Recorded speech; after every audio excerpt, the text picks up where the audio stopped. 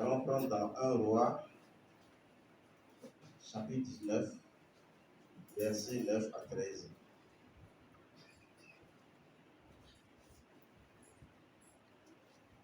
1 Roi, chapitre 19, versets 9 à 13.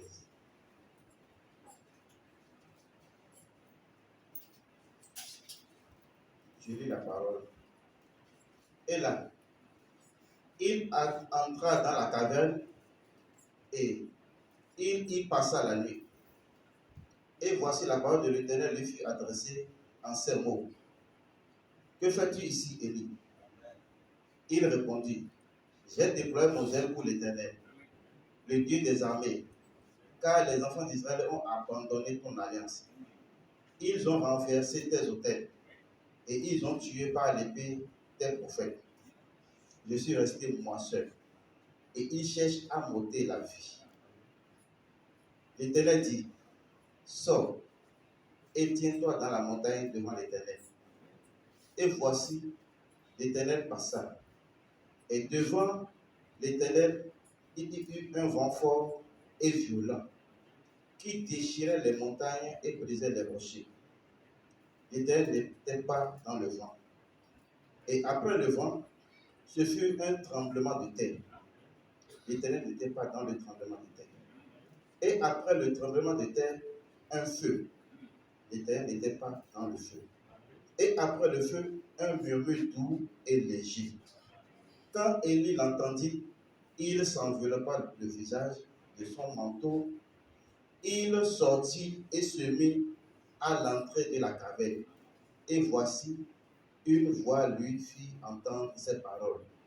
Que fais-tu ici, Élie? Amen. Amen. Nous allons demander un mot de prière de la part du frère. Père très saint, Dieu tout-puissant, notre chéri papa, si nous sommes ici ce matin, c'est toi qui as voulu, Seigneur, et nous sommes très heureux d'être là. Amen. Et nous croyons en toi que ce matin encore, tu connais les besoins de nos âmes et nos maladies. Amen. Tu es là pour nous guérir. Amen. Tu es là pour nous nourrir. Amen. Je te remercie de ce que tu as choisi notre précieux frère, par qui tu vas nous parler. Amen. Seigneur, que l'intelligence humaine soit écartée, que sa bouche devienne ta bouche, amen, et que nous aussi ouvre nos entendements spirituels, afin que ce qui va sortir de sa bouche vienne par la puissance de ton Esprit Saint, amen, dans notre cœur, afin de nous transformer à ton image. C'est ce qui est la chose la plus importante pour nous, et que nous le demandons au nom de notre Seigneur et Dieu Tout-Puissant, Jésus-Christ, que nous avons prié. Amen. Amen. Soyez bénis. Ce matin, nous allons nous abandonner à Dieu. Et si nous abandonnons à Dieu, Dieu va nous parler. Mais si nous regardons un frère, nous allons entendre la voix du frère. Mais si nous regardons à Dieu, nous allons entendre la voix de Dieu. Je ne sais pas ce dont tu as besoin ce matin. Je ne connais pas ton entendement ce matin. Je ne connais pas ton attente ce matin. Mais je sais qu'il y a quelqu'un qui est ici. Jésus-Christ de Nazareth. Le Dieu 3 fois saint. Le tout-puissant vainqueur. Le prince de paix. Et si tu as des difficultés dans ta vie, il faut seulement faire recours à ce prince de paix.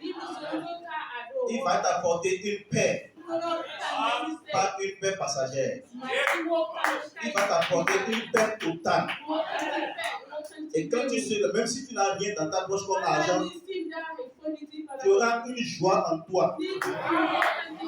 Parce que tu as la paix du cœur. Le monde que nous voyons aujourd'hui, les États courent de gauche à droite pour lier des alliances. Celui qui n'a pas tel bombe atomique va rapidement courir pour aller se rallier à l'autre. Parce qu'il se sent menacé. Malgré ses richesses, Malgré ce pays, tant que les gens désirent aller, mais ces chefs d'État qui gouvernent ce pays-là n'ont pas la paix. Parce qu'ils se disent que si je ne veux pas faire une alliance avec l'autre, il peut un jour me bombarder. C'est ce que nous observons aujourd'hui sur la terre. Dans ce monde-là, il n'y aura plus la paix sur la terre. Amen. Il n'y aura plus la paix sur la terre. Mais il y a une paix qui nous est réservée, nous, en tant que fils de Dieu. Et tu dois chercher à avoir celui de paix là. Celui qui procure la paix. Il ne va pas seulement te donner la paix, mais cette paix va demeurer en toi. Ce qui fera de toi, partout où tu passes, les gens vont sentir cette paix en toi. Les gens vont sentir cette joie en toi. Et ils vont dire, qu'est-ce que ce frère a? Il a gagné au loto. Mon frère, ce que tu as dépasse loto. Si seulement tu peux reconnaître ce que tu as. Aujourd'hui, beaucoup de chrétiens ne reconnaissent pas leur rang en tant que fils de Dieu. Mais un fils de Dieu a droit à la promesse de son papa. Il est l'héritier direct. Amen. Si tu es enfant de Dieu, tu es son héritier. Et tu dois hériter de quoi? Amen. Tu dois hériter de la vie éternelle. Et c'est pourquoi il a dit, je m'en vais vous préparer une place. Afin que là je suis, vous y soyez aussi.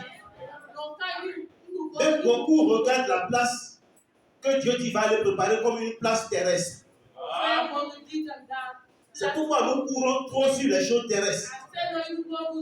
Nous vaquons trop aux choses terrestres. Nous nous cantonnons trop sur les choses terrestres. Est-ce que nous nous sommes posé la question une fois pour demander ce que Jésus a dit là? Que je m'en vais vous préparer une place. Quelle est cette place-là?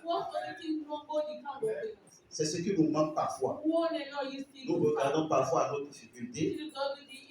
Nous regardons parfois à ce qui nous entoure. Et nous voyons que c'est fini. Alors qu'il dit, je m'en vais vous préparer une place. Et cette place, pour arriver là-bas, amen, il y a un sacrifice à faire. Amen. Le sacrifice, tu n'as pas à courir à chercher l'argent.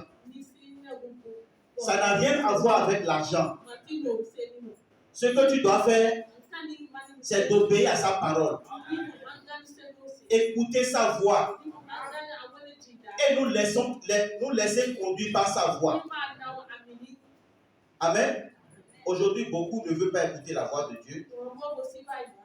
Ils préfèrent écouter la voix des médias. La voix de ces pasteurs. À un moment donné, la voix de ces pasteurs n'a pas d'effet. Ce qui a effet, c'est la parole de Dieu. C'est la voix de Dieu. Et combien sont ce matin qui peuvent reconnaître cette voix-là? Amen.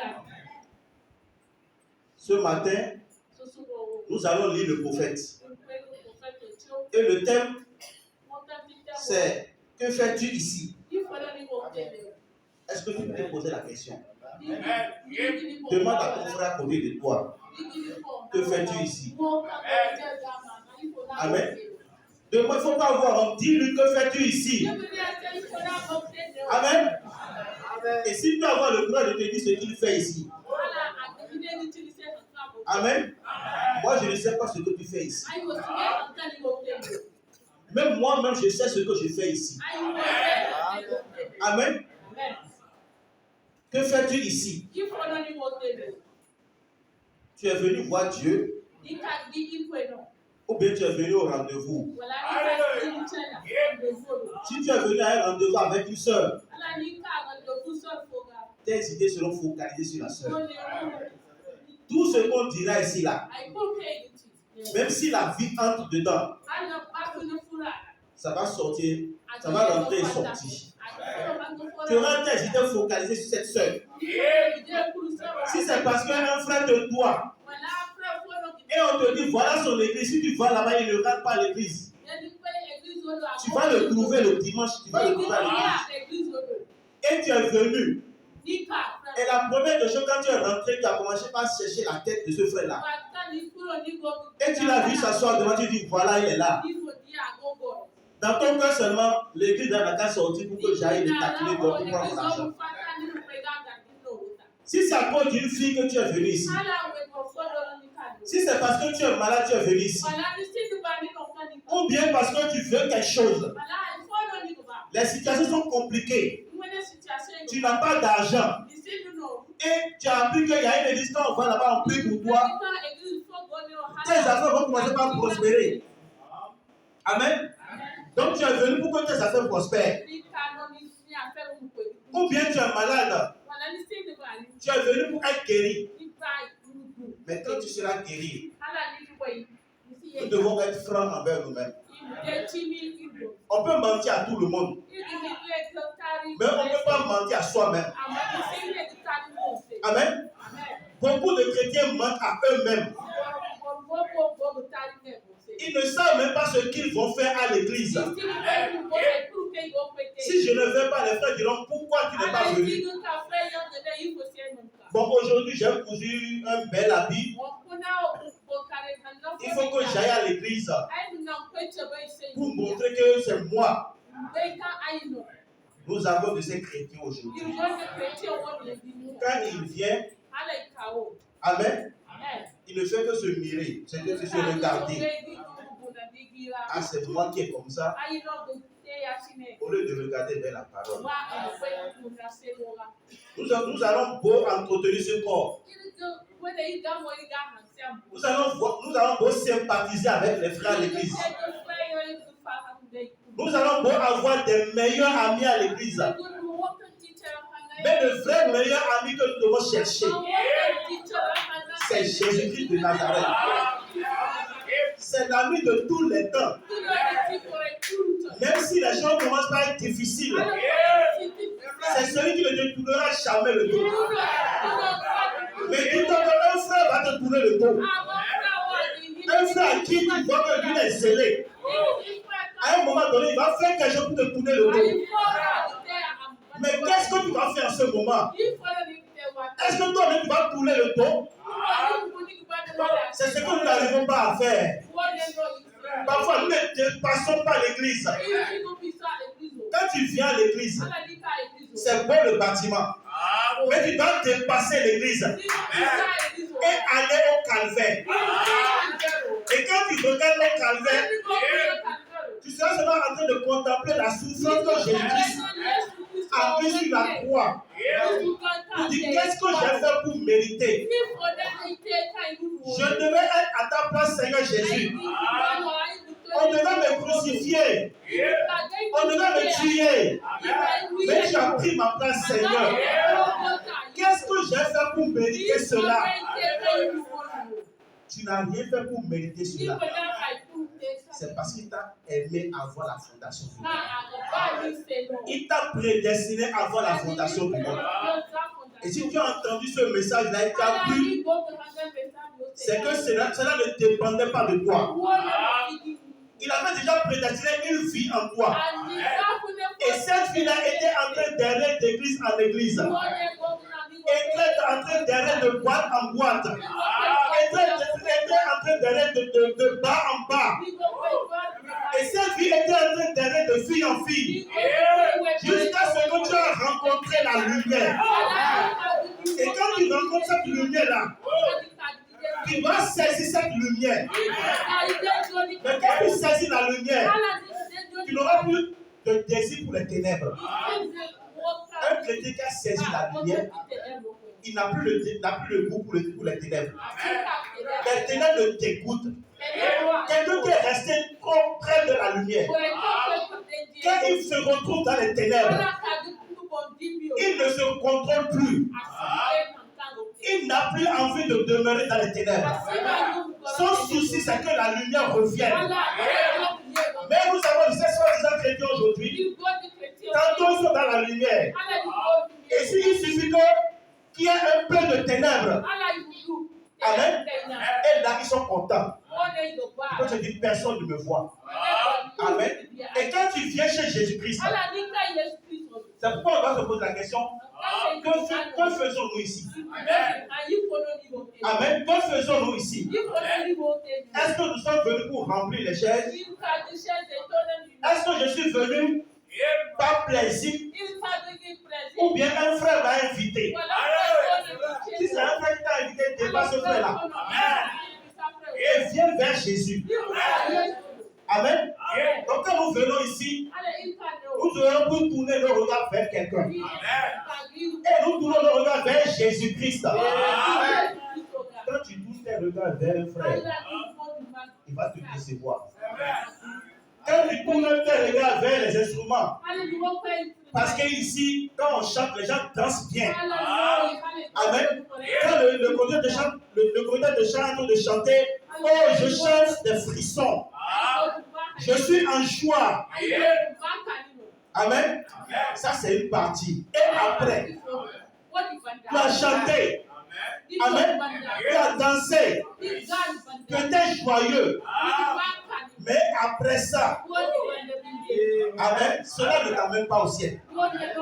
Venir à l'église, danser, chanter, ne t'amène pas au ciel. Amen. Ce qui va t'amener au ciel, la chose est déjà disposée là. Maintenant, c'est à toi maintenant d'aller vers la chose. Et d'ouvrir ton cœur totalement. Et là, tu verras la chose pénétrer en toi. Tu n'as aucune force à faire. Tu n'as rien à faire. Parce que quelqu'un l'a déjà fait sur la croix. Ce que tu dois faire seulement, c'est disposer ton cœur. Amen.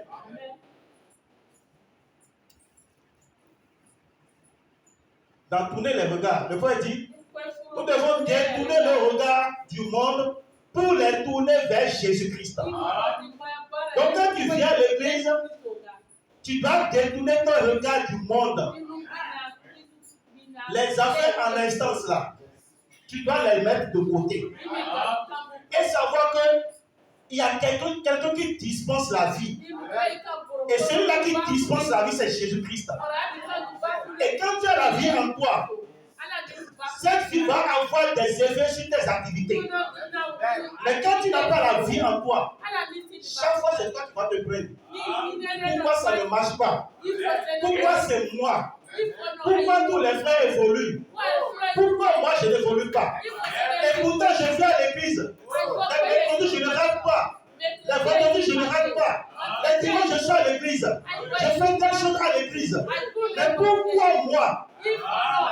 Parce que la vie qui est en toi, tu n'as pas de vie en toi.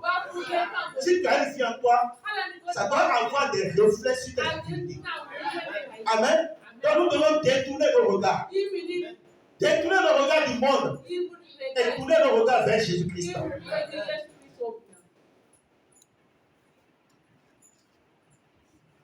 Le frère dit, que voyez-vous quand vous regardez? Amen.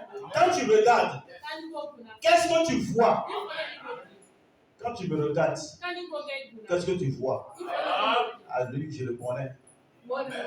C'est le frère Brice, non? Ah oui, c'est le frère Brice. Mais regarde vers la parole. Amen. Quand tu regardes, qu'est-ce que tu vois? Beaucoup viennent à l'église pour regarder les frères. Ils viennent pour contempler l'église. Quand ils rentrent dans une église, c'est joli, il va dire, oh. Au lieu de dire, Seigneur, parle-moi ce matin. Il va prendre son temps à contempler l'église. Au moment où la parole de Dieu est en train de sortir, lui il tourne sa tête seulement pour voir s'il y a les belles filles dans l'église. Amen. Quand tu regardes, qu'est-ce que tu vois? Amen. Frère, quand tu regardes, regarde au calvaire. Quand tu regardes au calvaire, tu vas voir un homme ensanglanté. Celui qui est mort sur la croix à cause de tes péchés. Il a apporté tes péchés au loin. Sur la croix, il a fait.